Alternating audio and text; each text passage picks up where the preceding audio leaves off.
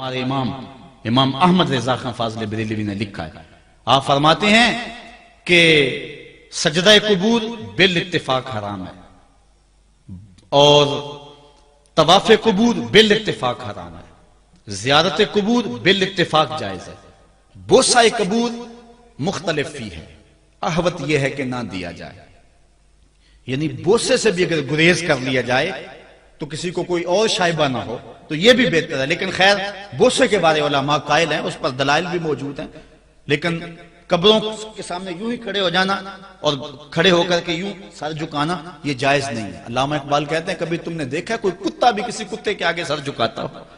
یہ تو اس کو بھی پتا ہے کسی کے آگے سر نہیں جھکانا، حضرت مجدد کی تعلیم کیا تھی؟ یہی بات کہی تھی اکبر نے کہ سجدہ نہیں کرتے تو ساری جھکا دی، آپ نے فرمایا نہیں جھکاؤں گا۔ پھر اس نے آپ کو دربار میں بلوایا، سازش کی، دروازہ چھوٹا رکھا کہ حضرت مجدد الفسانی جب داخل ہوں گے تو سر جھکا کے تو گزریں گے تو کہوں گا لو سر جھکا ہی لیا، لیکن جن کے سر کو اللہ بلند کرے کون جھکا سکتا ہے؟ حضرت مجدد جب دروازے پہ پہنچے تو سمجھ گئے کہ یہ میرے لیے ایک جال بنا گیا ہے کہ جھکوں گا تو گزروں گا، آپ نے پہلے اپنی ٹانگیں داخل کی۔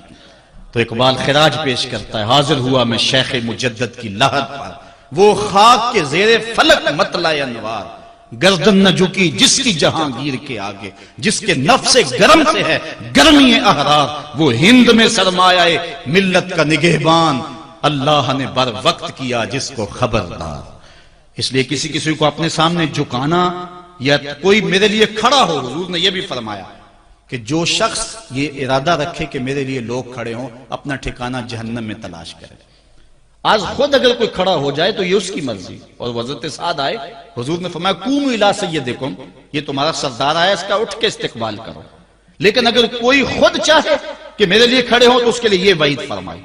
اس طرح اگر تمہارے کوئی ہاتھ چوم لیتا ہے لیکن ہاتھ چومنے کے بغیر یوں گردن جھکانا یہ درست نہیں ہے، لیکن ہاتھ چومنے کے لیے تو وہ صحابہ کے عمل سے ثابت ہے، لیکن اگر کوئی چاہے کہ میرے ہاتھ چومے جائیں اور اگر جو نہیں چومتا تو اس سے ناراض ہو جاتے ہیں۔ میں ایک دفعہ ایک صاحب کو ملنے گیا تو ہم ہر شخص کے ہاتھوں نہیں نہ چومتے، آخر جو ہے وہ کسی کے ہاتھ چومنے ہو تو پھر کچھ دیکھنا بھی تو ہوتا ہے، دل اسے دے دیں جو دل بر ہی نہ ہو، تو ہم تو کسی کے ہاتھ چومتے ہیں نا، ہم وہ ہاتھ چومتے ہیں، وہ پاؤں چومتے ہیں جو راہ حق کے مسافر ہوتے ہیں، ہم ان ہاتھوں کو بوسہ دیتے ہیں اور اگر ہماری آنکھوں کی پلکوں کے ساتھ لگ جائیں تو اعزاز سمجھتے ہیں۔ تو خیر میں نے مصافحہ کیا تو ناراض ہو گئے، انہوں نے پکڑ کے میرے ہاتھ چوم لیے، کہنے لگے لو کیا بگڑا ہے میرا؟ میں نے کہا کہ ٹھیک ہے تمہارا کچھ نہیں بگڑا لیکن میرا بھی کیا بگڑا اگر نہیں چومے تو یہ عجیب سی کہانی ہے، ناراض ہو جاتے ہیں۔ ایک بت خانے بنے ہوئے ہیں، لوگ آئے ہمیں خدا ملاؤ، تم نے اپنی پوجا شروع کروا دی، لوگ آئے کہ خدا کا نام جپا جائے اور تم صرف اپنی ہی خوشامد چاہتے ہو، ہر وقت تمہارا ہی ذکر ہو۔ میں کتنے آراس کو جانتا ہوں جہاں اللہ رسول کا ذکر نہیں ہوتا، پیر کا ہی ذکر ہوتا ہے، کرامتیں بیان ہوتی ہیں، اور پھر آج کل جھوٹی کرامتوں کا ایک کاروبار چلا ہوا ہے، عجیب رنگ ڈھنگ ہے، عجیب بات ہے، خوابیں گھڑی جا رہی ہیں، کرامتیں گھڑی جا رہی ہیں۔ میرے پاس بھی کئی لوگ آئے خوابیں لے کر، جی یہ ہم نے دیکھا ہے، میں نے کہا تم نے دیکھا ہوگا میں نے نہیں دیکھا ہے۔ لوگ بڑے مفاد پرست ہیں، بڑے بڑے رنگوں میں آتے ہیں۔ ایک بندہ میرے پاس ایک دفعہ آیا کہ جی میرے پاس 12 موئے مبارک ہے، میں 2 آپ کو دینا چاہتا ہوں۔ میں نے کہا تو لوٹ سیل لگائی ہوئی ہے، موئے مبارک کوئی تماشا ہے؟ جہاں سے مرضی کو بال اٹھا کے کہہ دیتا ہے یہ حضور کا موئے مبارک ہے، یہ کوئی تماشا ہے؟ اگر کوئی ہے اور کثرت سے دنیا پر موجود ہیں وہ تو برکت والی بات ہے، لیکن آج ہر نئی میں رازدار دین شدے والی بات ہے، اور ہر شخص جو مرضی دعویٰ۔ ایک بندے نے ایک دن مجھے رات کو فون کیا، جناب کہاں ہے؟ میں نے کہا گھر میں ہوں۔ کہنے ذرا باہر نکل کے دیکھو۔ میں نے کہا کیا ہے؟ کہا جی آسمان کی طرف دیکھو۔ میں نے کہا ہوا کیا ہے؟ کہنے لگا چاند کے اندر حضور کی تصویر ہے۔ میں نے کہا تو پاگل ہے، لوگوں نے زندگیاں گزار دی اور زیارت نہ ہوئی، اور تو جو ہے لوٹ سے لگا دی ہوئی ہے کہ چاند کے اندر تصویر لگا دی۔ میں نے کہا کمال ہے، کوئی بات کرنے والی ہے تیری؟ ہمارے ہاں ذوف الاعتقادی اتنی پھیل گئی ہے کہ جو بات کرے لوگ پیچھے دوڑ پڑتے ہیں۔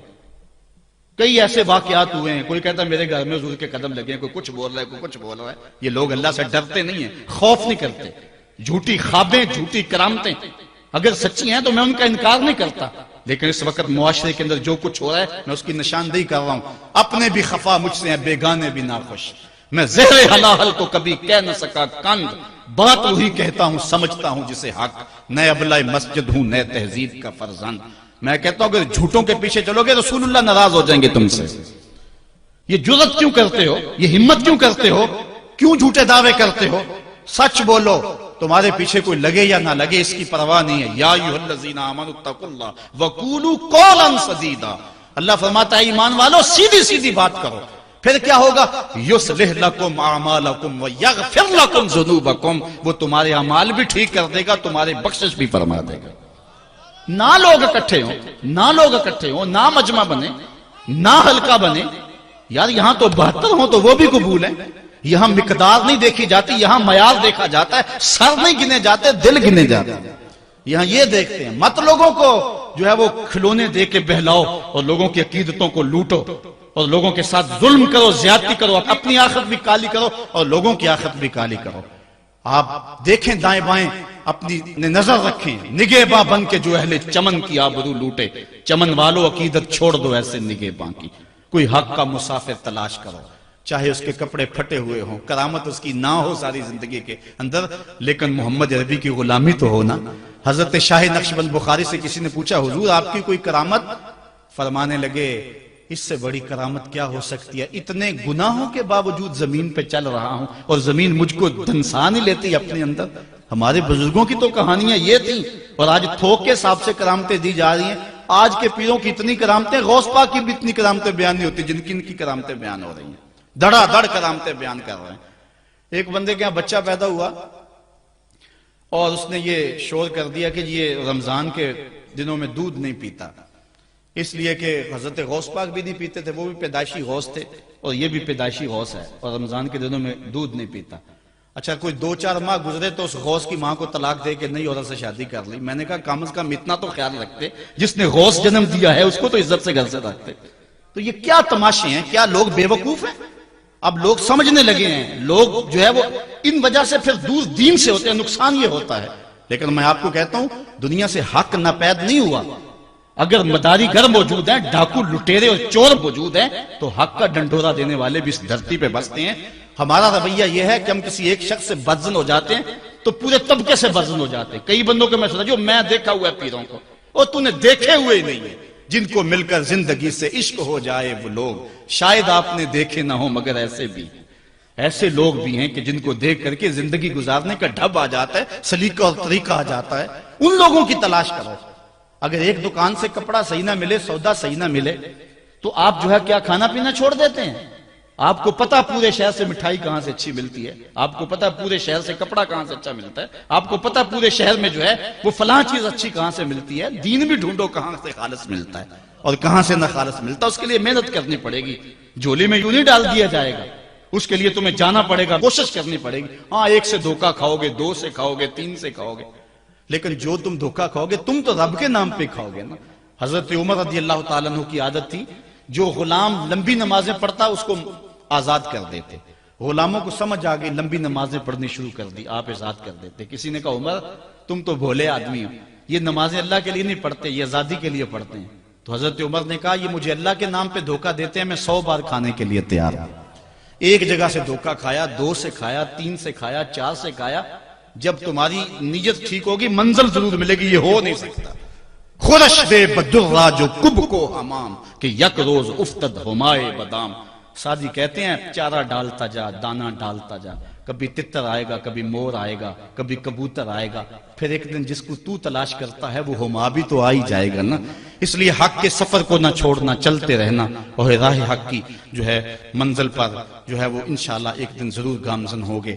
بات لمبی ہو رہی ہے، ہم نے اپنی اصلاح ان سارے پوائنٹس میں کرنی ہے. میں آپ کو 4-5 باتیں خاص طور پہ ضرور عرض کرنا چاہتا ہوں. ایک، اپنے عقیدے کی اصلاح کریں، اس میں کوئی پل پلا پن نہ آنے دیں اور کوئی اس کے اندر کوئی نرمی نہ آنے دیں.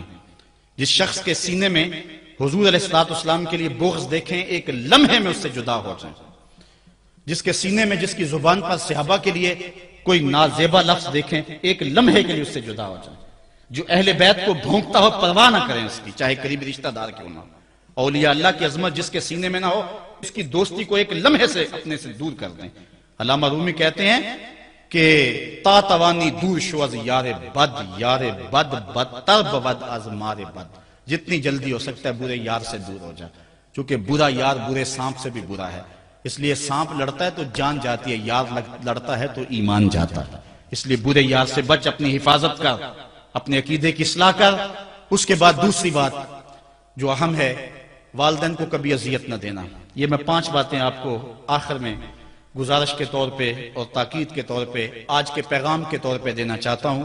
میری گفتگو اختتام کے مراحل پر پہنچ چکی ہے۔ باتیں تو بہت ساری تھی اور دکھڑے تھے، لیکن وقت زیادہ ہو رہا ہے۔ تو پہلی بات، عقیدے کی اصلاح کریں اور اس میں کوئی پل پلا پن نہ ہو۔ عقیدہ صحیح نہیں ہے تو کوئی عمل قبول نہیں ہے، کوئی نیکی قبول نہیں، ہر شے برباد ہے۔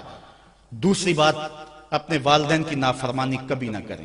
امام رازی نے لکھا ہے کہ ایک گناہ ایسا ہے جس کی سزا آخرت میں تو ملتی ہی ملتی ہے، دنیا پر بھی ضرور ملتی ہے، اور وہ والدین کی نافرمانی ہے۔ اور ایک نیکی ایسی ہے جس کا فائدہ آخرت میں تو ہوتا ہی ہوتا ہے، دنیا میں بھی ضرور ہوتا ہے، اور وہ والدین کی فرما برداری ہے۔ نہیں تو نشان لگا لے اس شخص پہ جو والدین کا گستاخ ہے، ساری زندگی اس کو ذلیل ہوتے دیکھیں گے۔ اور اس شخص پہ بھی نشان لگا لے جو والدین کا فرما بردار ہے، زندگی میں آپ اس کی پگڑی کو کبھی جھکا ہوا نہیں دیکھیں گے۔ اللہ اس کی عزت کی حفاظت کرے گا۔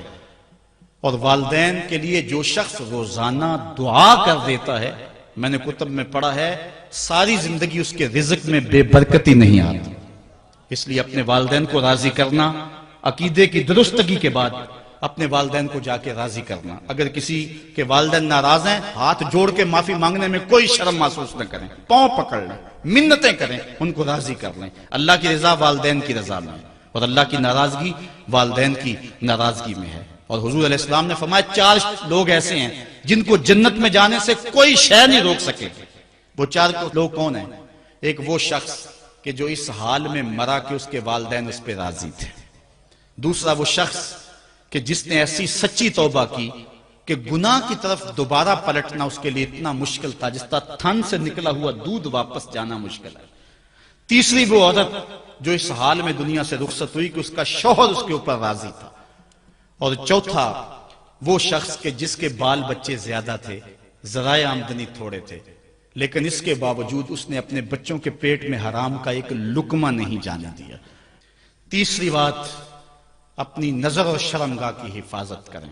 اس دور کا سب سے بڑا فتنہ یہ ہے کہ نگاہیں پاک نہیں رہی، نگاہیں غلیظ اور گندی ہو گئی، شرمگاہوں میں وہ تقدس نہیں رہا ہے۔ حضور علیہ السلام نے ارشاد فرمایا، من زنا زنیا بہی ولو بہی تانے دارہی، جس شخص نے زنا کیا